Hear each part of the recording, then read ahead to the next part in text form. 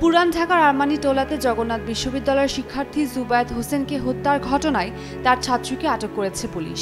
আটককৃত ছাত্রীর নাম বর্ষা। তাকে বাসায় গিয়ে পড়াতেন জুবায়েদ।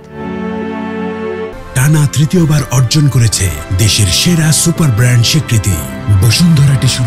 রোববার রাত 11:20 বর্ষাকে তার নিজ বাসা রাজধানীর বংশালে নূরবক্স রোডে রওশন ভিলা থেকে আটক করা হয়।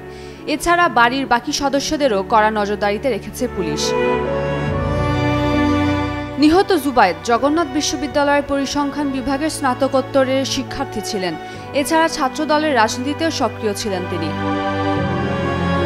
টিউশনি করতে যাওয়ার পথে খুন হওয়া জুবায়েদের মরদেহ ঘটনাস্থল থেকে ময়নাতদন্তের জন্য রাজধানীর মিডফোর্ট হাসপাতালে নিয়ে যায় পুলিশ।